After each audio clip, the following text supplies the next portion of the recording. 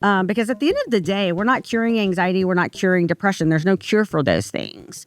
We are managing them, and we are running them so that they don't run us. That's what we're doing. There's this idea that treating your mental health as a sign of weakness, I could not disagree with that it possibly anymore. It actually is such a sign of strength because it literally is saying, I am not letting this run me anymore, whether it's my trauma, my ADHD, my depression, my anxiety. I am not letting this get at me anymore, and I know I don't have to. So just finished recording with our first client. Client. That's pretty great. So Tara Greer, not only is she one of our clients, but I'm going to cheat a little bit, but she's also a licensed clinical social worker, a clinical director, and a psychotherapist. So we talked a lot about... That's quite a title right there. I need that. Well, those are a few different titles. But, how do I get a title like that, man? That sounds pretty cool. Yeah, it sounds like a lot of work. Sean Archibald, creative director, manager, billionaire playboy. I don't know. I don't know, man. I'm just trying to get some titles, man. But no, it was really cool. She mentioned, she kind of played two hats in today's episode. She played the hat of a client of ours with her experience here, and also the hat of a mental health professional. Expert. Yeah. And so I thought that was really cool. She talked a lot about the similarities, or not necessarily the similarities, but the correlations between how we do things and how that can overcome specific mental health disorders. Obviously, we're not here to promote medical advice. That's not what this is or anything like that. For sure. Yeah, I mean, one of my favorite parts, I didn't mean to cut you off, but one of my favorite parts was just talking about the intersection of how mental health and fitness work so well together. Yeah. And it's just like, I can't think of how many times that just last night I went on a run, did not want to do the run, had kind of a long day, and I was like, I didn't want to do it. After the run was over, I was feeling great. Yeah, so we talked a lot simple as that. Yeah, we talked a lot about why both are so difficult to start: mental health treatment and fitness. So, guys, listen to this episode. I hope that you love it. If you need help, if you know you're struggling, reach out to Tara. That is their company is Hopeful Texas. They help people with all types of mental disorders. So make sure you check them out if you need anything. And obviously, we're here to help as well. All right. And Tara Greer. I like it. So from a professional's standpoint, I was just very curious. The first thing I want to ask you is, what is it about fitness and, therapy, talking to someone about something very difficult? Those are two things that are really difficult. So why do you think those two things in particular are so hard to get started? Phil, in my view, I've talked to a billion people about this. They can both be kind of anxiety-inducing. Sure. They're both incredibly personal, right? Mm-hmm. So you're coming into my office, and we are going through all the things. You're also coming in here, and not only are you kind of in a crowd of people oftentimes, but you have to lay your insecurities on the table. You have to lay your vulnerabilities on the table, right? You have to get ready for hard work, dedicate yourself, commit yourself to that. And that could be not scary for long, but that can be very scary to get started. Mm-hmm. So I feel like therapy, a whole lot of the reason we're doing this, right, is because therapy and this process here, they are so similar in so many ways. So I think that can oftentimes be the initial thought that people have, especially if you haven't done either one. Mm-hmm. So it can be intimidating. Yeah, and I would say a lot of times the people that come here are people that haven't really done it before. So it is scary, that anxiety-inducing. And, this question just popped into my mind. Anxiety, although we all see it all the time, like what exactly is that? Like what is anxiety? Is that, in my mind, anxiety is the fear of the unknown or like the fear of what's about to happen. Is that right, or is there a better definition? There is some yes to that. Okay. So yes, anxiety is very complex. Right? It's one of those things that it gets us in our brain, right? So we have these thoughts about, we catastrophize. I can't do this. The world is ending. The house is on fire. I'm going to worry about what I'm going to worry about later just to get it going. That's some anxiety. The way I explain it in session in very, very lay terms is if you were walking through the woods and a bear crossed your path, right? Your fight or flight would turn on, your cortisol would start pumping, right? All of those things would happen. And you would either punch that bear in the face or you would take off running, right? Because that's what your body is going to have you do. Anxiety is where you're walking through the woods and you do that anyway, but there was never a bear. You were never unsafe. You were always okay. You just didn't feel like you were. You thought there was a bear You there. thought it felt like there was a bear There might be. There might be Yeah. a bear, Yeah, but we're yeah. not even in the woods, right? So that is anxiety. If there were a bear, we would call that something different. That's adaptive. That's fight or flight. When there's no bear, that's maladaptive. That's anxiety. Okay. So if there's a bear, you could call that fear, like actual fear. That's or right. Is that different? No, fear. Yeah, Yeah, you okay. should fear this bear. Yeah, It's a bear. right. Right. So you can call it that. But anxiety is fear and anxiety on the inside. The person that has anxiety, do they think they have fear also? They have fear. They have worry. They oftentimes have depression because anxiety and depression are besties. They're married to each other. So often I actually very rarely diagnose one without the other. Okay. Because they work very, very well together because they're besties. And so, yeah, you have a lot of things going on, right? So if you have depression, right, that leaves you without the tools you need to manage your anxiety. If you have anxiety, that leaves you without the tools you need to manage your depression. And so then we get loop-de-loop, right? And so, yes, you have all of those things. The idea there is that they're all irrational, right? There's no bear. No bear here. So that is anxiety. I like that. In very, very lay terms. Yeah. I like the thought of that because it also lets us know that anxiety to the person that has it is very real. Absolutely. But it actually, there's not much going on. Is that right? Like, it's not real. I don't want to say that anxiety is not real, but in that definition, it makes me feel like, It feels real. yeah. Right? So anxiety gets you in your brain, right? It's going to give you every intrusive thought. But anxiety also gets you in your body. You're going to have clammy palms. Your stomach's going to hurt. I've had back pain, actually, can be a symptom of anxiety. Nausea, a rapid heartbeat. Like, it is so real feeling. Yeah. I call it a mind trick, and we fight mind tricks with mind tricks sometimes in therapy. Okay. But the way I want people to see it, so I'm gonna tell you this little story. I'm gonna be very quick about it. The way I explain anxiety to my clients is I want you to think about it like a little person, right? So I want you to think about it like a person because I want you to talk to it like it's a person, right? We're gonna shut it down. When it creeps up in there, we're gonna say, no, I'm busy, not today. I have the gym, so I'm not doing this with you today. And I want you to think about it like a creepy man in the grocery store, right? So you are trying to check out in the grocery store, minding your own business, and some weirdo comes up to you behind you, and he's telling you all the things you can't do, all the things you've messed up in your life, and if that were a person, right, who's just like coming at you like that, most of us would turn around and we'd be like, who are you? Yeah. Excuse me? You don't know me. You don't know You my would confront story. it. That's right. But when our anxiety says it to us because it gets us in our entire body, we're like, okay, it must be true. Right? So we talk to it like it's a little person.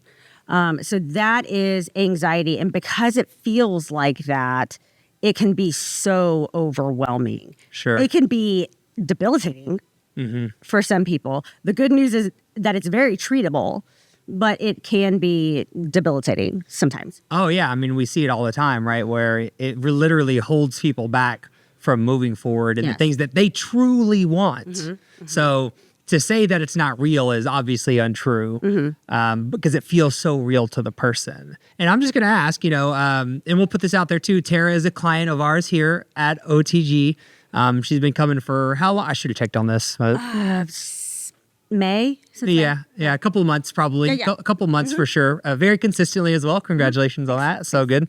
Did you feel like you had some anxiety yourself coming in here? So I knew that I did. Okay. So, Yeah, how is that? I just have to, real quick, like, what does it feel like to, as a professional, to be like, I'm feeling anxiety? Yes. Like, what do you do in that moment? So my story, I mean, just again, very quickly is I had some sort of things happen, and therapists are humans too, right? Right, Like we right. have the human condition like everybody else does.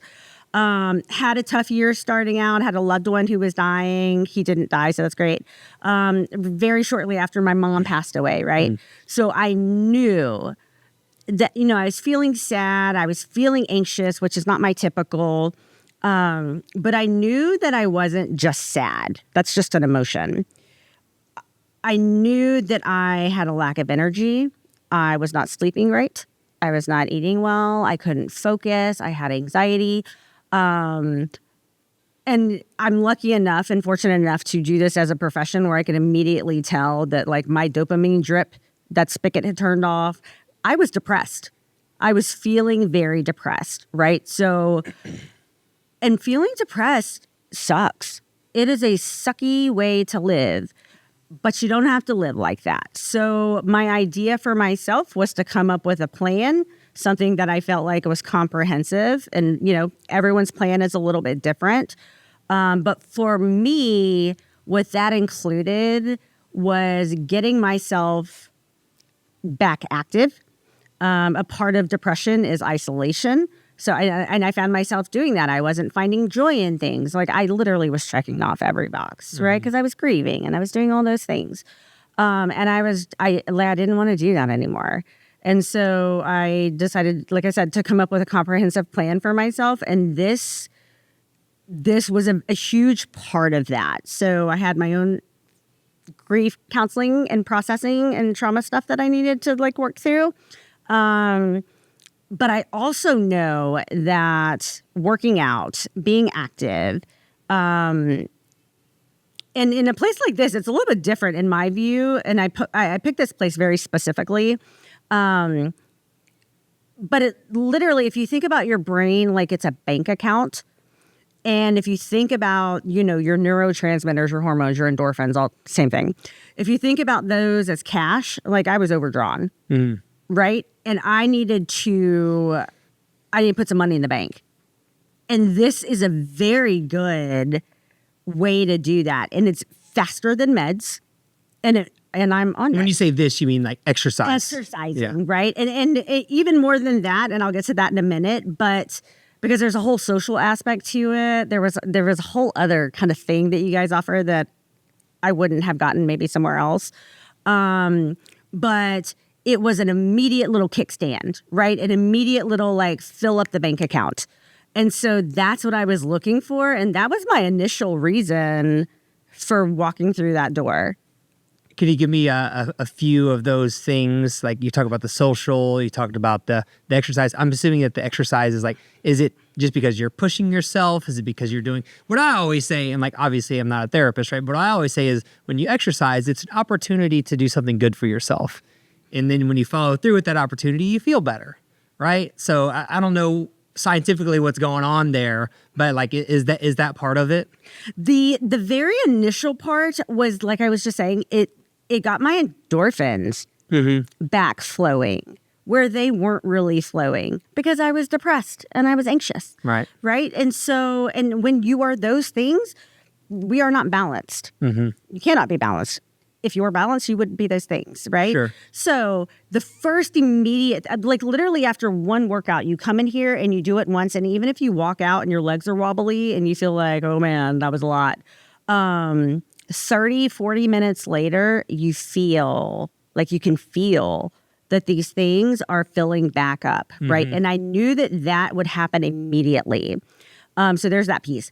But then the model that you have set up here, and the reason I actually chose this as opposed to something else, is because I had not done this in like a decade, right? Not like going hard at it. Sure. And I needed some encouragement. I needed some motivation. Because literally I would sit out in that parking lot at the first couple of days for like 15 minutes and just be anxious about walking in the door. That scary did not stay scary for long. Awesome. It did not stay scary for long because the climate was so good here. The culture was so good here. It's really interesting because as I was kind of working through all the different trainers, it reminded me a lot about the clinicians at my office because we have a bunch of clinicians there, right? And they all have their different approach and their different style and their different, expertise and all these things, right? I feel like as I was working through the trainers here, it felt very similar. So I worked through a couple and they were all amazing. But then I found Kevin. Okay. And Kevin. He gave me all the Atta girls that I needed. Yeah. He met me where I was at. He knew that I was like just getting going. And I didn't even tell him that I was grieving and that I was going through things. He was just motivating and positive and pumped up all the time, even at 5 a.m. And after about that second week, he actually this place turned it from being anxiety inducing to not just not being anxiety inducing, but actually to being something that I was looking forward to and that I felt good about. And then I started, over the course of time, I was feeling stronger. And so that makes you feel better. Right. Right. And so it's all working in tandem. Right. And so that was kind of the plan for myself was I was going to take care of my mental health. And it was just such an added boost for me. I mean, it literally just it was the kickstand, man. It just it became anxiety fighting. It became anxiety fighting and certainly depression fighting. So to that end, I'm sleeping better, right? We always talk about food. You guys hold me accountable. I get your text every week. There's the social piece of it, right? So we have our small little groups. That was intimidating at first for me because you never know if you're going to walk in and feel judged. You never know if you're going to have a bodybuilder sitting next to you, jumping on a mile-high box. Sure, I can barely step on that thing. Mm-hmm. You never kind of know what you're going to get. But that piece has been so lovely. I have workout partners that we set up sessions together with. And of course, Kevin is so personable that he's always just like, hey, Tara, meet, Courtney. She's an attorney. Meet Jeffrey. He's a chef. Meet, he's just so make a friend. Yes. And it happens. It so happens. And so that social piece with depression, that isolation piece, not finding joy in things, those pieces, check. It's checking boxes, right? So it's met so many needs in a time that I was looking to have those needs met. Yeah, and I know we started talking a lot about anxiety, but as you mentioned depression a little bit more, there's actually, you educated me a little bit, and now is, I guess, my chance to learn a little bit more about, there's actually a model, would you call it a model or a test? The DSM? So there's a diagnostic criteria. Okay. It's all the same thing. Okay, gotcha. So I'm actually going to show you. All right, so this is our book. This is the book of mental health, right? And when you say, what do you mean by our book? Our book. So anytime you see a psychotherapist, a psychiatrist, a psychologist, any mental health professional, we all diagnose based on this book. Okay. Right? And this is across the globe. This is not just in America, right? So I've done this for so long that I have most of it sort of memorized, but I actually this is a pretty big book. If you're not looking, this is a very This tells us how, and this is a thick book. Oh, and this is all mental disorders. So this is every mental health disorder, right? So if it is not in this book, it's not a diagnosable thing. It's not a thing. Okay, I was relating DSM strictly to depression, but it's all mental. This is every mental. So this is anxieties, depression, psychotic disorders, personality disorders, substance use disorders. You name a disorder, a mental health disorder. It's in this book. And we have to follow the criteria in this book in order. So for myself, for example, to use myself as an example, I already kind of gave it, but I knew that I wasn't just sad. I knew that I was not sleeping well. I had sleeping disturbances, eating disturbances, all of those things that I listed before. I was checking off boxes in here, right? So you have to meet, say like 5 of the 7 criteria. I probably met 7 of them. So this is how we go about these things. Yes. And so you use this on a daily basis, so you're very familiar with it. Absolutely. I mean, I don't even necessarily have to open it terribly, terribly often these days, but yes, sometimes.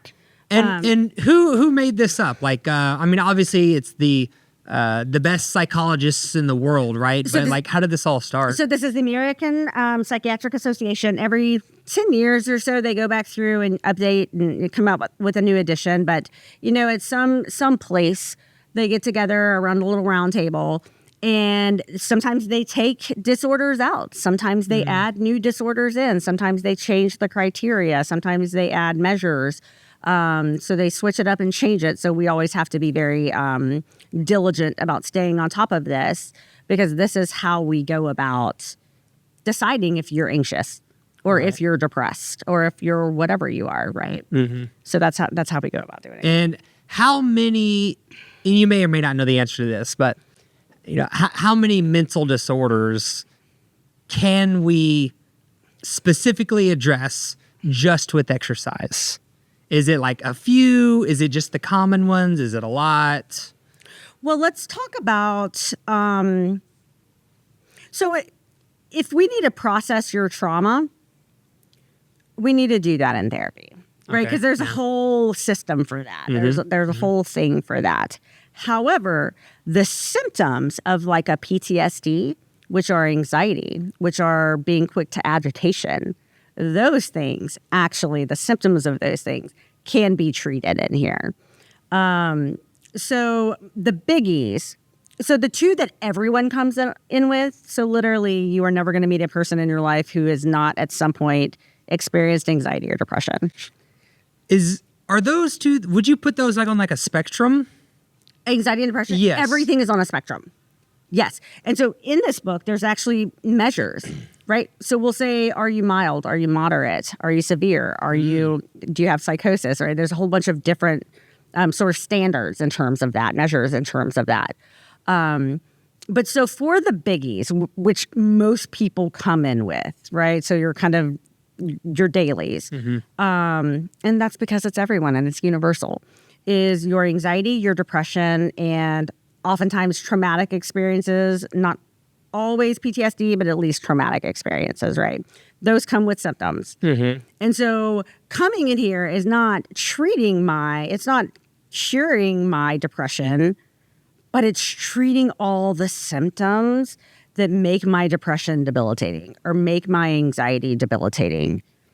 So it allows you to skate around the symptoms, I guess, but it doesn't mean that you shouldn't also go to therapy and actually get the things addressed. Right, because we have to process stuff. So in my particular case that we were discussing, I needed to do grief counseling. I needed to process the trauma that came with my experiences that happened in very short order. That was a lot. That was really heavy. My brain was saturated. It was with stress, with anxiety, with sadness, with all the negative, like name a negative. It was saturated with it. So I needed to process the experiences of those things, but the symptoms of those things, which ironically, right, when we are feeling depressed, that's the hardest time to do something about your depression. It is. Because you have no energy, you have no motivation. And so you just got to go for it. You do have to go for it. We're going to talk about the scary, I think, a little bit later, but it is scary, but you just got to go. And so that's a lot of it, right? Yeah. Well, let's just maybe, if you don't mind, maybe we talk about that now. I want to have a few questions of my own as well, but since you brought it up, what do we do to overcome that scary? Like it is so hard. Did you do anything for yourself specifically that helped you overcome that and just go for it? Or do you have tips that you give your patients? Yeah, well, yes. So for myself, like I said, I had come up with just my own little personal comprehensive plan for myself. For me, that included getting some grief work done and some trauma work done. And of course, my own therapist, she's reminding me, sometimes I need reminding, right? Mm-hmm. She's reminding me that I need to practice what I preach. in session. She's reminding me how good this is. She's reminding me what a boost I will get immediately in my brain, right? So comprehensive, I needed therapy. I know I did. My particular, in my own particular case, meds were a good fit for me because I wanted to clear out some of I'd like to talk about that too. Sure. For me, I wanted to clear out some of the fog, especially of the anxiety, because it makes us feel very foggy, which also can be a roadblock to just going for it. And then I wanted to do just other lifestyle things, and this was a huge piece of that, was getting active, getting social, getting out of my house. You know, I knew that would boost so many things that I did. How do you get that through to someone that you know it is, and you can, maybe as someone that has seen people do it, you can almost picture what it's going to look like on the other side, right? Once I feel better, once I get moving, like, you know what can happen. What would you tell someone that thinks it's impossible? Like, I can't do that. I've been depressed for years. It's been my whole life. I'm just going to have to deal with it. I feel like that's what a lot of people say. What do you tell them? Okay. So I tell them a couple things. So the first thing that I tell them is, there's stigma about all these things. And the whole, like, I'll just deal with it. I'll just pull myself up by my bootstraps. I tell them that these things are your bootstraps. That's great. These are your bootstraps. Yeah. Right? So sure, live in it if you want to. How's that feeling? How's it working for you, for your family, for your children? How's that going? Right? And then I tell them that this is, we're all a product of our models, genetics, and experiences, which have a ton to do with why we have depression, anxiety, PTSD, all those things. But we all have the choice in what we're going to do about those things. It is. Right? So choose to live in it if that's what you choose. But the fact is, like, science has told us over and over again, and I'm sitting here talking about this because, like, not that I've finished my journey here, but I know it for fact, right? Because it's, like, happening in my own body. You don't actually have to live that way. You don't have to. So if you are, you're kind of choosing to. Now, that doesn't mean, because like I said, I needed support in that, right? It was anxiety inducing. It was scary. But you have to make the choice first that I'm just going to do a thing, even a small thing. I'm going to do a little thing. So I may not be able to come in here on day one and step on the highest box, but I'm going to come in here on day one and someone's going to meet me where I'm at. And I eventually will get where I'm trying to go. Yeah, I really like how you said that. If someone, how's that working out for you? Like, if someone's almost like satisfied with it, well, then it's, I don't want to say that it is what it is, but and you mentioned the word stigma too. I feel like there's a lot of stigma around this stuff, which I'd like to discuss more of. But I feel like a lot of times people find it kind of scary to just actually confront with someone that is suffering. I find that it's not that they're satisfied. I find that it is familiar. So when you are, say you're super depressed, right? And you've been kind of living in a cave, proverbial cave, right? That actually becomes oddly comfortable. Yes, right. And so the idea of stepping out of that cave with all of that entails, right? Getting out of your house, getting into a gym, getting into a therapist office, with all that entails and the level of sort of vulnerability that feels like you're, expending at first, it's easier to stay in your cave. Sure. And so it's a lot of encouraging about how, I say oftentimes to people, like, do you remember that time in your life when you didn't feel like this? How often you went out with your friends? How often you, how good you were at your job? How focused you were? How much energy you had? You went, you were playing tennis every weekend, whatever it was. Do you remember what that felt like? Now compare that to how this feels. Do they? Can they remember? They do. Put themselves in that position? They do. Yeah. They do, because we lose sight sometimes because it becomes familiar. And that is, in all of this, we all go through things, and sometimes we get stuck in a thing. And so my job is to unstick. Yeah. Do my best to unstick. And if someone feels extra stuck, they're in that cave, is that when medication can be effective or should be used? I don't know if you can or cannot speak on these specifics. So in terms of meds, obviously I can never, that's not my lane or my pay grade. So I can't speak specifically to meds. Mm-hmm. What I can say, and obviously, your body, your choice for every person. But meds, just like exercise, just like psychotherapy, just like every other, like self-care, just like meditation, just like yoga, just like all these other things that we do, it is another tool in your toolbox, right? And so, yes, it does clear out the fog. And yes, it does balance some of these chemicals, right? So this does it a little bit faster. I'm doing both, right? Because meds take a little bit longer. And I wanted something like, I was immediate. I was over it. I was done. I wanted to move on here.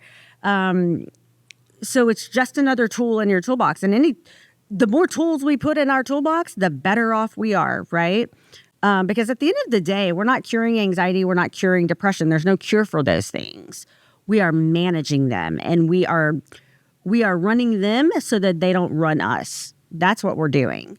And so will life come back in maybe 5 years and smack me in the face and make me depressed again?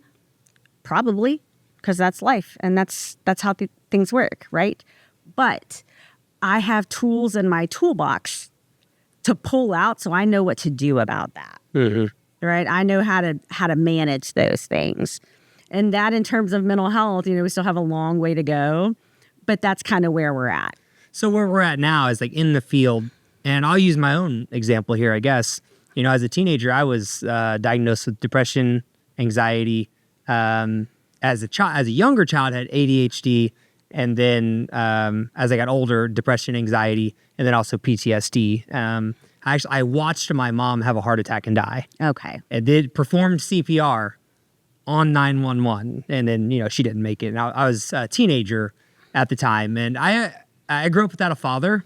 So I had a little bit of depression, I guess, from before, and the ADHD thing. But then after that, it got real bad. That's when I started gaining weight and things like that. I personally feel, though, now I don't have any of those things. Mm-hmm. I went to therapy for the PTSD. I don't remember what we called it. It's the type of therapy where they would just use a metronome. And we would just speak very, very deeply about the incident. Mm-hmm, mm-hmm. And it worked. I mean, I did that for like maybe 12 months from like age 15, 16. And looking back now, I don't think I have any of those symptoms. But I do feel like some hard times in my life, they kind of sneak back in there, but I can overcome them. Mm-hmm. So you would still call that as someone that is managing depression, even though a lot of this stuff I feel like I overcame like 10 years ago. Is that accurate, or how do you process that? No, I think that's very fair, right? Mm-hmm. So the way I've kind of frame it for people who see me, who I'm their therapist, is, this is one time, right? This is one experience, one thing that we're getting through. We're learning things now, right? Again, we're putting things in our toolbox. Right. So because we can't guarantee if we are going to feel anxious again later in the future or depressed later in the future. For some people, if we're going to feel manic again in the future, we can't guarantee these things. So what we have to do is prep ourselves, learn all of our things, do all of our psychoeducation, right? Put all the tools in our toolbox so that when this happens, we're going to look back on how this was when you were going through that and you had to process all of those things, right? And we're going to say, okay, this is what worked for me. I know what works for me. And so I'm going to use this, right? When I start feeling like I'm sleeping too much, when I start noticing that, I can't get out of bed, I know what's happening here. Mm-hmm. And so I know that I've got to do a thing. I need to call my therapist. I need to get my little self back in the gym. I need to call my psych. I need to do whatever it is you need to do. But I know that I need to do that. Mm-hmm. So that's the idea behind it, right? If I had the cure for anxiety and the cure for depression, I would be rich on Sure, a beach yeah. somewhere, I wouldn't be here. So we manage. Yeah. We manage these things. And do you feel like different people have different tools work better or worse for different people? Absolutely. That's something that I wanted to make sure we touched on, because something that I see a lot of that I really dislike. This happens in the fitness industry all the time. It's like, this will work for you 100%. You just do this thing and it will work. People say that like in fitness. If you just bench press like this, you'll get stronger. If you just squat like this, you'll be the best in the world. I really dislike that, because that is shutting off people that maybe don't like that method or something like that. So when it comes to tools in the toolbox to overcome these things, I'm sure a lot of people listening to this maybe suffer from one of these issues that you're talking about. They shouldn't feel constrained to one tool, right? No. They should try different ones. Oh, I would throw every tool in the toolbox. So that's a part of why I loved Kevin so much here, is that he totally met me where I was at, right? Maybe I was not at the same place as some of the other people in my group that day, but he was patient with me. He literally met me where I was at. And so, of course, that, is all the things. In terms of your mental health, we're not in a box here, right? Your experience is different than my experience, right? Obviously, disorders, everyone has a different one. And so those modalities are different, but your approach is different. Even the fit of the therapist who's going to work best for you is different. I may not be the best fit for some people, whereas, one of my colleagues is going to be an amazing fit for someone because their approach is different. Their style is different. They're a little softer. I'm a little harder. Maybe it's the opposite, whatever it is. So no, there is never a person who comes into my office that very first day, it's me asking a bunch of questions, many of which I already know the answer to because I read their paperwork, but it's still me asking a bunch of questions so I can hear the answer from their mouth. And then you hear the answer from their mouth, their experience, their life, and then we decide how we're going with this. And in my office, I always tell people, you are the captain of this ship.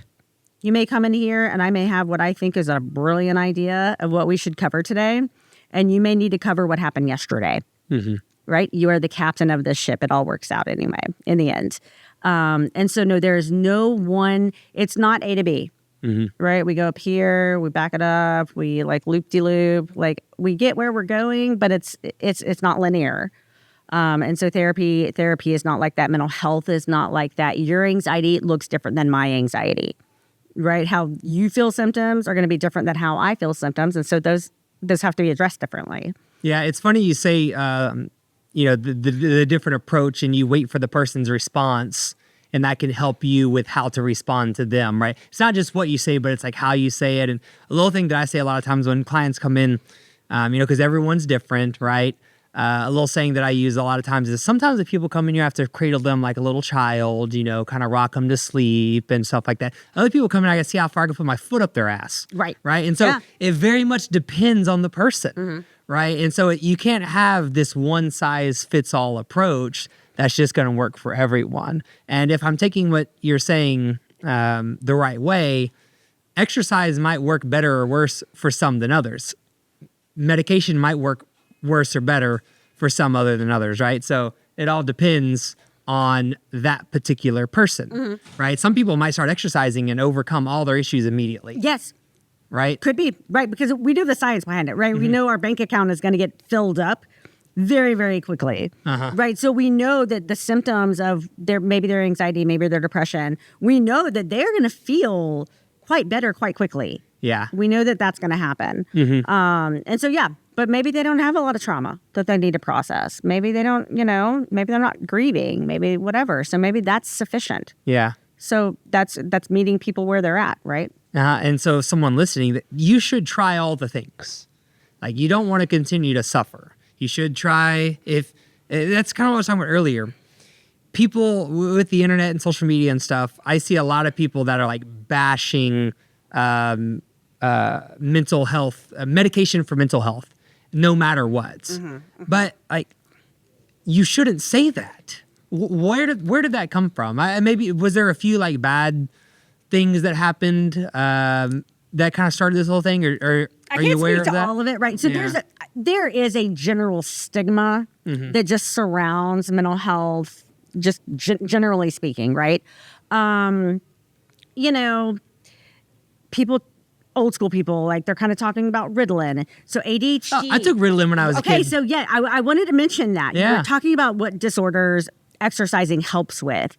ADHD, which also oftentimes, correlates with depression and anxiety, because if you feel like you can't function in school well, if you can't stay on task, if you can't concentrate, you're not going to feel very good about yourself, right? And so it does, they all marry each other. But that particular disorder, it has a bad rap. People think, oh, these are just doctors trying to diagnose my kid and put him on these drugs. Ritalin didn't get the best rap, and so I have people come in and they're like, I'm not putting my kid on Ritalin, and I'm like, the doctor won't even prescribe that. Like, we have Vyvanse, we have a million other things now. Like, science has evolved, right?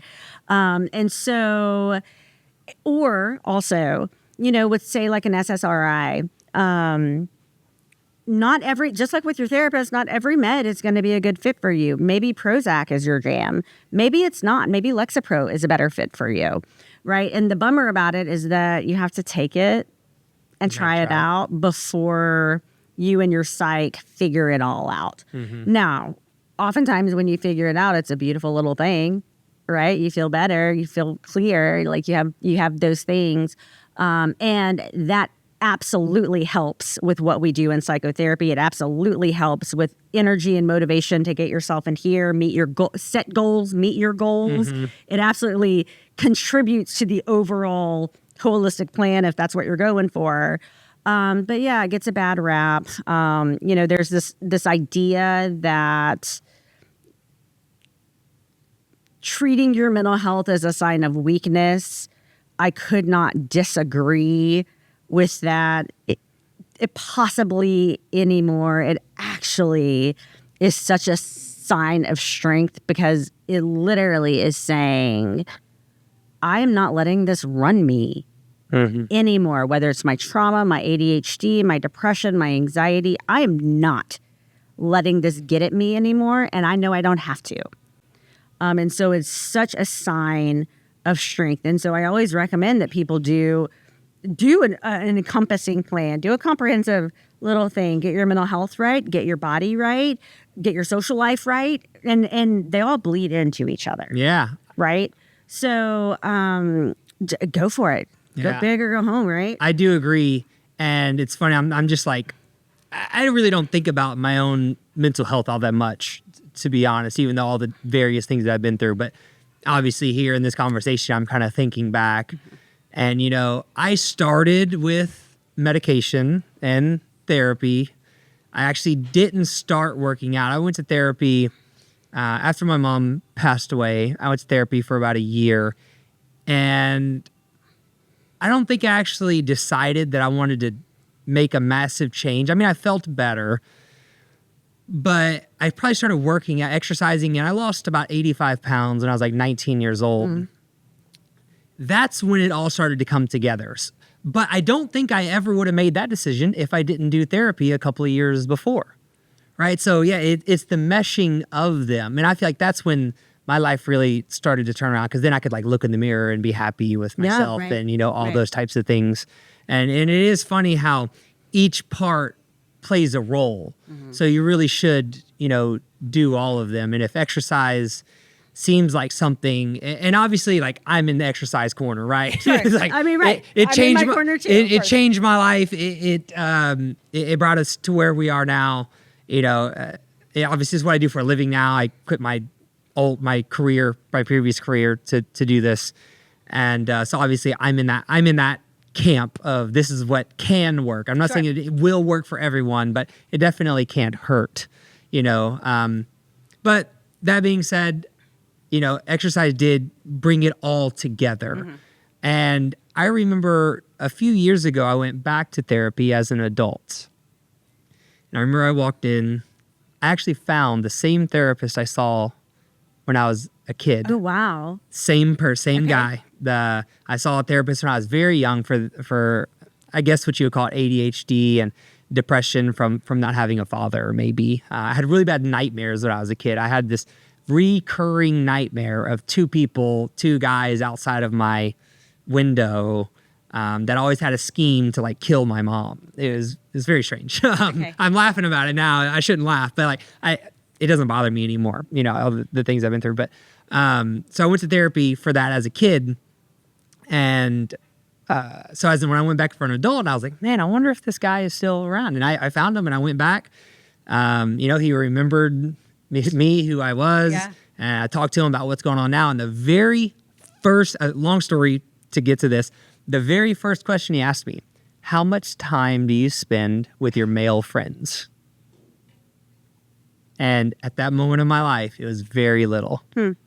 And I went back for, I don't know, I probably stayed pretty consistent for, I don't remember, 6 to 12 months maybe.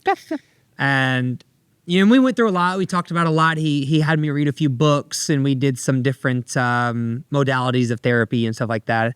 But I always go back to the very first thing. He asked me, how much time do you spend with your male friends? And that, I don't think it was that day. The very next day, I called my best male friend and we started hanging out. And it was shortly after that, this podcast started, actually. Okay. And my life got better.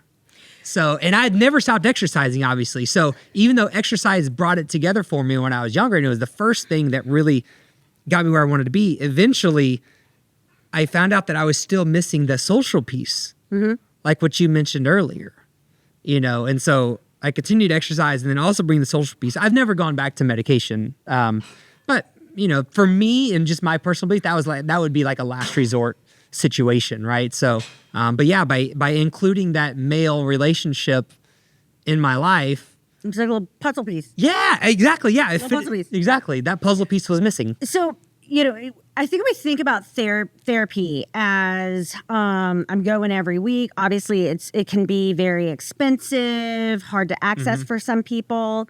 It's actually not that. I have a ton of people who only come in for like what I call maintenance. Okay. Right? So sometimes it's once every 3 months. Sometimes it's once every month. It's to offload. It's to catch up on like any, life circumstances that are going on. Therapy is not designed to be a forever thing. It is not. That's a misconception. You don't have to do this forever. Because once we get our things processed, once we kind of get through what we need to get through, we scale it back, right? And so sometimes that's helpful to have a third party remind us, hey, like, have you called your boys lately? Like that, right? And so you did, and that filled a little piece. So sometimes they can catch on to things. When we're living in our own bubble, it is hard to see inside of our bubble. When you have a third party who is not, no dog in this fight, if you will, they could look inside your bubble a lot, and they're free to do so, but they can look inside your bubble a lot easier than you can look inside your own and maybe see, hey, maybe we need to like tweak some things over here or adjust some things over here, like try this little thing. It's not always, you laying on a couch, you like TV. Right. We'll tell you it is. So yeah, that makes every sense. And it's the same thing in personal training, having someone like, say you have a little bit of knee pain, like, I can do this exercise that I like to do and I know it's effective for me. It's helping me lose weight or helping me get stronger and everything. But something's just not right. You just need that third party looking. And as trainers, we're trained. Right. Just like as a mental health professional, you're trained to look for certain things. We are trained to look for certain things and we can make small tweaks. Same thing like in diet, people like, man, I'm really struggling with my eating. Well, tell me about what's going on.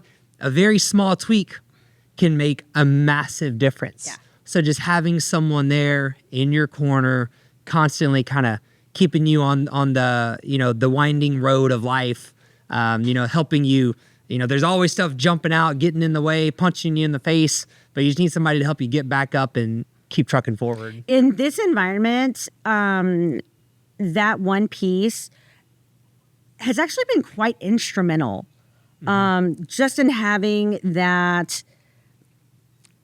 I mean, obviously it's the motivation and all of that, but just the it provides confidence, actually. Yeah, I agree. It increases 100%. confidence. There was this one exercise that I was a mess with. And I maybe I made some excuses, and like, Haven't we all? Oh, it hurts my back. My form was so off. It was a disaster.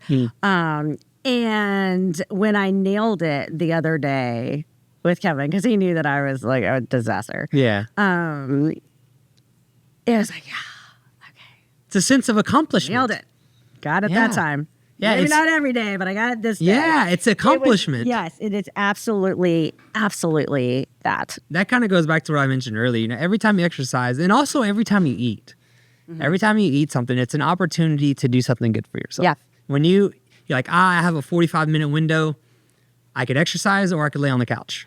Well, you can do one that you know is good for you and one that you know is maybe not. And if you have an apple in front of you and a candy bar, one of these is aiding my health and one of them is taking away from it, right? And so when not only is doing the exercise better for you and not only is eating the apple better for you, but the way that you feel about yourself afterwards doubles down. Right. And now you really keep yourself Right, moving in the right right. direction. So that's a very interesting point, right? Because that candy bar, maybe that's going to like set off a little reward light bulb in your brain, but that's so temporary. Yes. That's so is. temporary, right? So on the back end of that, are we going to feel guilt and shame? Yeah, for the next- How are we going to do after that? For the Right. next week, I'm going to feel guilty and That's now right. think about starving myself Yep, or yep. or whatever it is. Well, I wanted to ask you too, as someone that obviously, again, you do these things every day, you're constantly thinking about them.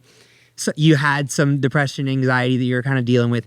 As you got started, here working out regularly and you started to feel better, were there ever moments like over those first few weeks, like you're walking out the door and you're like, and you made like a connection about something that you overcame like that particular day? Does that ever happen to you? So as I get stronger, this actually happened to me yesterday when I was in here. Okay. With Kevin. And for maybe just like your average person, this wouldn't be a big deal. For me, this was a big deal. I've literally talked about stepping on boxes in here several times already. Sure. So yesterday I was able to move from the box like on one end to where he flipped it on the other Made end. a little taller. Made a little taller, Yeah. right? So not like I didn't save the world yesterday, but I walked out of here because that's been my just like my little nemesis is that box. So I walked out of here feeling so pumped up. And that like even walking out of here, that's been such an experience too. Walking in here is an experience. Walking out of here is an experience. Walking out of here, the first couple times, I was so winded. I was wobbly. I had to sit in my car for like 30 minutes just to like be able to like Heard that before. put my foot on the gas pedal just to get home. Now it's so much more of a feeling, and it's not because he's not working me, Sure. right? He's working me. Yeah. But it's so much more because my bank account is full. It's full now. It's so much more of a feeling. I don't even think elation is a strong word for this one. Like I feel good. I just feel good. I don't have to go home and like take a nap. Like I'm ready for my day because I like doing it in the morning. Like I'm ready to get this little day going. Yeah. It's so good. And do I still like look at some of these machines and think, oh, okay. Do they still feel a little intimidating? Sure.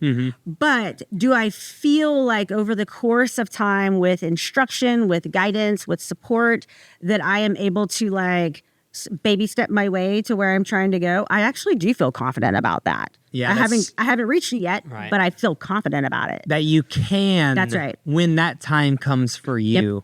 Yep. A couple other kind of gym specific things that I wanted to ask. If someone does get started and they're going to a gym and they see someone do something that they know is impossible for them and they get that little feeling of depression. You know what I'm talking about? Where they see someone that has been at it for a long time. They're doing like, say, let's just use squats like as an example. I'm over here squatting a little bit. I see this guy over here jacked. looks amazing, looks exactly like I want to look, and he's squatting 225 pounds, making it look easy.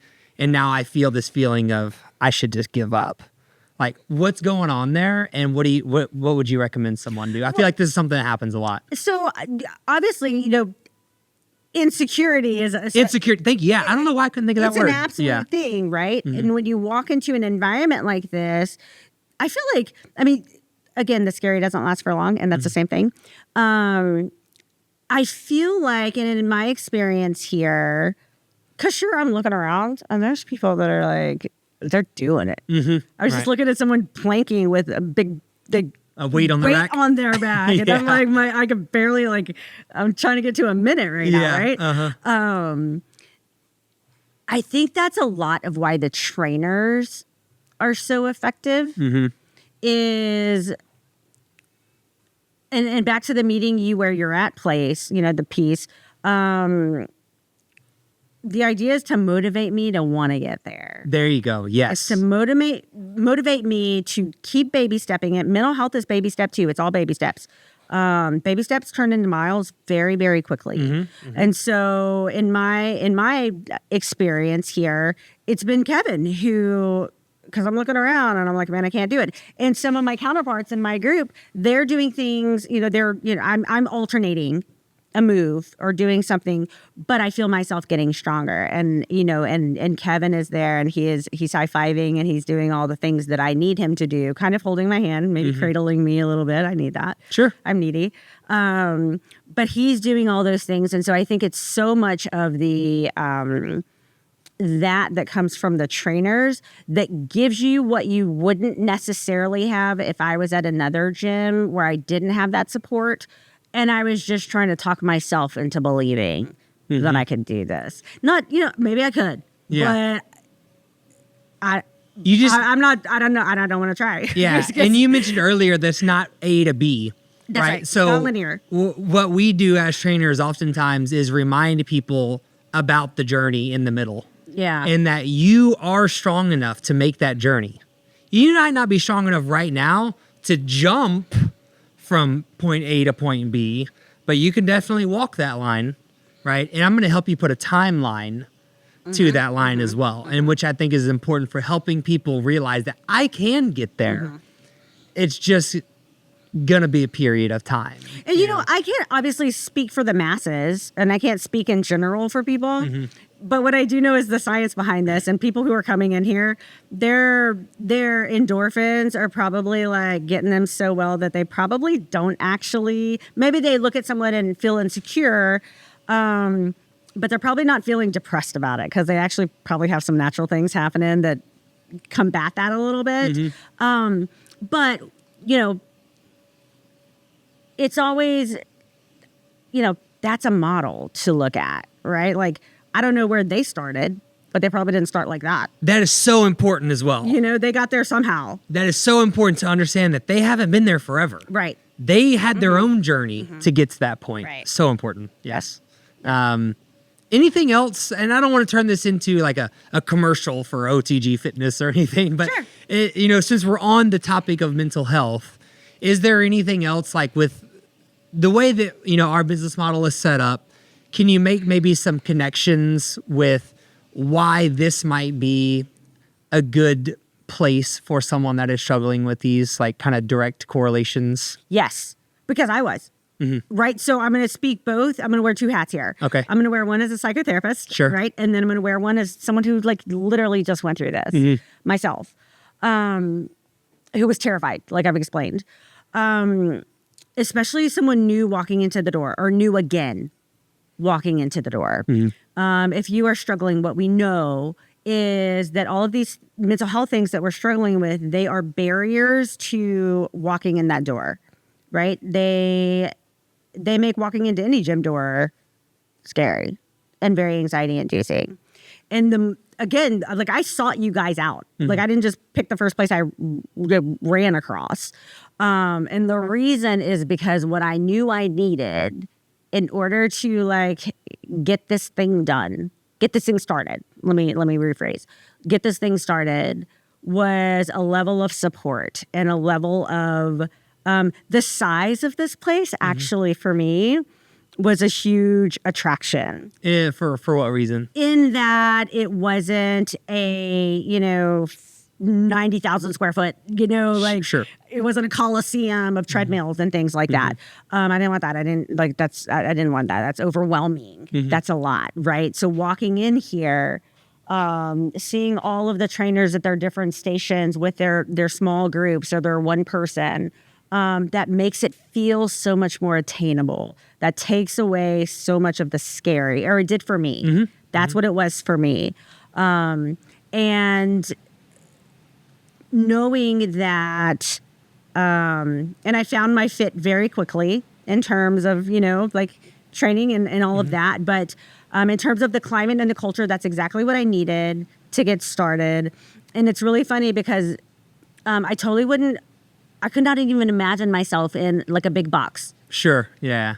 Now that I've experienced what this is, because not only have I made friends, not only do I adore my own trainer, but the culture here and the climate here makes me feel comfortable, makes me feel like a little part of the family. When I walk in the door, I don't even know how he does this, but he's like, he knows everyone's name and he's not the only one. It really does feel very kind of a little homey. Sure. In a good way, and so those are all things that quash all of the anxieties, right? And some of the barriers that come with starting a process like this. And so the rest of it, in terms of the mental health piece, is you just have to decide to go for it. You just have to decide that you don't want to live like this anymore. Yeah. You just have to make the choice.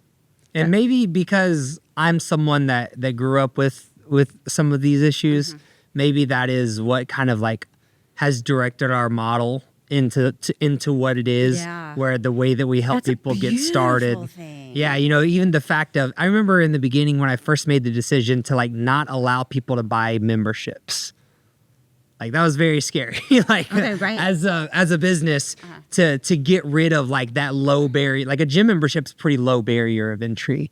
Personal training is kind of a high barrier of entry. Right. So we decided to scrap the gym membership thing altogether. And yeah, that was very scary. But what it did is it makes this a better fit for the person that actually wants it. We're not trying to cast a net to everyone. Right. We're trying to cast a net to the people that want exactly what we have, which is something that can help people overcome the fear of the gym, overcome the fear of lifting weights, overcome the fear of a social setting. And also, we offer, well, we call it private, which is one-on-one, and then we call it semi-private. That's what we really try to get people to do, is what we call semi-private. Now, we still start with them one-on-one. Who'd you start with? When you did we call it an onboarding phase. So for onboarding? I'm assuming it was Justin. It was Justin. Okay. Yep. And can you talk about maybe what that was like for you? Because I'm sure that's the scariest part, right? So getting started. It is a really smart idea that you guys start with the onboarding, right? Because that does sort of ease you into it, right? Not only just your body, if you haven't done this in a long time, right? Yeah. You need a little bit of that. Sure. But just the feel of the place, what this is going to look like. You're able to sort of observe some of the other semi-private sessions and kind of get a feel of, like, for me, I'm like listening, like interactions. Sure. And like I was doing all of those things because I wanted to figure out who, and not that like, so you can, the beauty here is you can jump to any trainer you want to. Anytime you want to. But I was doing a whole lot of that. So, and those were my onboarding. That was obviously my first couple of times, my first couple of days. So those are like my sitting out in the parking lot for 15 minutes, anxious. Days, Justin was wonderful, and I think that was a whole lot of assessment, right, for myself, and then for you guys also. Right. But it was a great way to start because it eased me in instead of just like throwing me off the cliff. It eases you in from the physical piece and the psychological piece, because a lot of times, again, people are worried, they are scared, and I've heard this story many times that people choose us for these reasons that you're speaking about. And that is a big reason for the onboard. It's not only a physical introduction, but a psychological introduction to what we're hoping is your new lifestyle. Yeah. Because coming into a setting where there's a bunch of people, and even in the seminar, it's the most is 4. Right. The most people we allow at one time is 4. And we feel like that's a good amount to where we can still keep you safe from a physical perspective, give you the attention that you need, but also get the social benefits that for us are associated with just people wanting to be here and having a good time and having fun. But what you're saying is that it also helps you from the mental health side of things, right? For me, and I could see this being very universal. So I've met new people I never would have met them ever before. I've made friends who I've actually gone out with, like cool. outside. Yeah, I love hearing that. Like I said, I have like a gym partner who like she and I connect and we'll schedule the same sessions because she and I work really well together and we stay on pace and we motivate each other. And, it's, but even the people I don't do that particular thing with, it is so much, if I'm falling behind, it's like, you got this, girl. And of course, like I said, I'm needy, so I need that. Yeah. But like it's encouraging. I felt initially, but I was also anxious initially, that it was going to be very intimidating because I didn't kind of know what I was walking into. Right. Right. There's always some fear of the unknown until you can read as much as you want online, but until you actually experience it. But I just have met just every kind, and it has been lovely. I mean, like absolutely lovely. And I guess the big theme of all of this is that while I was scared at first, that's scary. It wore off so very quickly. And it's a combination of different things. Again, the climate, the culture, Kevin, all of you guys, what I'm doing on my own back end in terms of my own mental health, in terms of my own grieving and processing of things. For me, it was holistic. But if I take those other pieces out and just this piece, which was the scariest piece, I'm a psychotherapist, so therapy is not scary for me. Meds aren't scary for me, right? That's my point. Yeah. That's my world. Yeah. I know that business. You know that you need that. You know that it's not. It's a low easy, for right? you. That was a low barrier. That's of entry. right. That's right. This was the scary one, and that scary wore off so very quickly, and that was what my hope was going to be. And you guys made it happen. And so a part of the reason I wanted, for us to have this discussion is because I could see so easy a world where some of my clients who are struggling and looking for an in, right, that feels doable, feels realistic, feels workable, feels not scary. This is you've set up a beautiful model here. Oh, thanks. And I appreciate sincerely the model here, because it made literally as all of those check boxes were marked in that DSM for depression just a couple of months ago, I've been able to uncheck them. And it feels so much better. And I know that can happen for a lot of people. Yeah, absolutely. Because it happened for me, happened to you, and so many other people I've talked to. Let's say someone's listening to this and they want to get started. They want to start exercising. They want to start therapy. They've made a decision. Do you recommend going in a particular order, like one before the other? Do you think you should just go for it all? What is the recommendation of someone that's considering they've been upset, they've been feeling depressed, they know they have the symptoms, they're ready to do something? What's step one? Okay, so that is a really interesting question, but kind of going back to our previous discussion, I can't really, that's a little bit general, so I can't put people in a box. Here's what I would recommend. So the theme here is that both are kind of scary to get started. Yeah. If you, and everyone has to kind of pick their own path, right? None of these things are going to hurt you. They are only going to help you, right? They're only going to benefit you, make you stronger, make you healthier. But the individual person has to pick their order. In terms of therapy, so not every place does it like this, but at my organization, we pride ourselves on fit, right? Fit of like client and clinician, right? So if going that route is what you choose to have kind of be your first step, give me a call because I do consults right? So you don't have to set up a whole appointment. You don't have to pay all the big bucks, all of those things. We have a 15-minute phone call. You ask me every question that you have, right? You can figure out if you feel like this is going to be a good thing for you. If you feel like it's not, I'll find you somebody who is. Yeah, and can you expand upon that a little bit, like how that kind of came about and everything? And I think I told you the other day too, I was kind of misunderstood. I just assumed that you worked for like a large hospital system, right, or something like that, where, you know, there's this difficult scenario of getting started, getting in there. Can you talk a little bit about the organization that you work for real quick, like how big it is, how it works, how this kind of consultation process started? Absolutely. So I work for an outpatient psychotherapy office. It's called Hopeful, Texas. We're actually right up the street. We're on NASA Parkway. And we are a smaller practice. We have 8 clinicians, very diversified, clinician staff.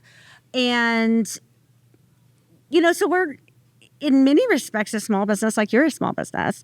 And what we know is that fit is so important. And what we know is that without that, right, it doesn't matter how smart your therapist is, right? We're all kind of wasting our time, right? Because like if you don't feel it, if you can't trust them, if you can't, all those things. And so we really pride ourselves on trying to make a client feel as comfortable as possible. So oftentimes the process very quickly is, we need insurance to pay for this. So they'll go on, Aetna's website and see who's in network. Then they'll go to like Psychology Today and they'll look up, what the therapist looks like, what they specialize in, all those things. Then they'll make a choice. But then you never know until you walk in the door and spend an hour with them if this is going to be a good thing for you. So we try to provide a means for them to talk to the therapist. Ask all the questions. Tell them your story, an abbreviated version, obviously. Sure. Tell them your story. See if you like their tone, their attitude, their words. See if you like them. Mm-hmm. If you don't, okay, right? At least we know. And we can figure it out from there. But because fit is so important, kind of like I was talking about with Kevin, right? Mm-hmm. Because fit is so important, we try to provide every means in which to provide clients that, right? Because at the end of the day, we want people walking in our doors and out of our doors feeling like they got what they needed, right? That is our job. And so we got to give them the tools. Entering mental health is so difficult anyway. There's so many barriers anyway. So what we're trying to do is tear down some of those things. Mm-hmm. Make it, there's some things that we don't have control over, like insurance, but we try to tear down as much as we can in terms of barriers. In that initial 15 minutes, is that a phone call? Is that in person, or it can be either way? For most people, it's a phone call because they don't want to come in for, that's a long drive for some people for 15 minutes. Uh-huh. It could be a virtual, it could be a phone call. Okay. It could be however a client wanted it. Awesome. Mm-hmm. And then when it comes to starting exercise, maybe what would be cool here is you said that you chose OTG specifically for a few reasons. I'm assuming there was some internet research going on there. There was. So why don't you, talk about how you did that and kind of what was going through your mind, and kind of how you narrowed down, and maybe that'll help someone that's suffering from those similar things, So I knew I was looking for like a training type of place, right? I needed some assistance. I needed some support. Okay. So I knew I was looking for that. And I knew I was looking for something that was, like I was saying to you earlier, something a little bit smaller. Okay. Not like a big box. Mm-hmm. So I knew I was looking for that. Now, frankly, the location, it's great. Convenience is important as well. We'll be honest. Important. Yeah. And I wasn't fully sold. I'll tell you. So I was. Please. And I didn't even know that we did consults for working out. I didn't even know that was a thing, right? That is actually what got me. Okay. Is the first time you and I talked, I came in here, we spoke for like an hour. And you probably did a phone call first, right? Or no? Like super brief. 5 or 10 minutes, right? 5 or 10. Yeah, 5 or 10. And then I came in and we had a conversation. And you probably don't remember, but you asked me, which I so appreciated. You asked me why I was here. Mm-hmm. And I was like, that is lovely. exactly. It's like, let me think about it. That they are wondering like what my motivation is for being in here. And I shared a little bit with you that day about like what my motivation was. And it felt so very personal, personable and personal. Like, okay, I could, like, right. Feeling this. There you go. Cool. It made me feel like this is something a little bit different and something far more along the lines of what I needed. Yeah. And it was. So it sounds like to me, the important part is fear. What do you need? Do I need assistance? Do I need a training situation, right? So that'll kind of start to narrow your path. The next one is, do I want it to be big, small? Another thing that I oftentimes recommend is you have to ask yourself, what is more important to me? Things or services? So when people are looking for gyms, a lot of times they're looking for saunas, lots of machines. Sure. They're looking for lots of amenities, right? But then another group of people, the people that we serve, they're looking for relationships. They're looking for service. They're looking for assistance. They're looking for help. They're looking for guidance. So I say that we offer the non-tangibles. You know, if I were to rephrase what I just said like 30 seconds ago, you're either looking for tangible things or non-tangible things. Like we have all the tangibles also, like the simple things, but we believe in an exercise routine that doesn't require tons and tons and tons of equipment. Now, obviously, we have to have some, right? But what's more important is the non-tangibles, right? The services, the conversations. So you have to ask yourself, like, which one of these are more important? And if you're looking for that, then we have something that can work for you. So to connect that to our entire conversation about the types of clients that typically come to see me, at least initially, it checks all the boxes, right? It provides, you know, socialization. It provides, after a minute, it means to have, like, you're having fun. You are getting stronger. You are boosting your bank account. You're doing all of those things. For me, it did check every box. And I feel like, again, the reason I thought this conversation would be an important one is because I'm not on an island by myself. Sure. Right? There's a whole mini bunch of people who experience things every day, who are going through depression, who are going through anxiety, who are going through all the things they're going through. And it just lifted it up so quick. Yeah, and we're just trying to provide an environment where people looking for those things can be fulfilled. So, is there anything that we missed? Is there anything that we should cover before we kind of wrap up? I don't think so. This felt pretty extensive. Yeah, cool. So in a great way. Yeah, in a really good. great way. I'm glad. Yeah, you know, it's not always that hard. We just kind of, as long as we stay on things that we care about, you know, just kind of discuss them and have a good time. Well, guys, obviously, if you're looking for help with health and fitness, we're here to help you out.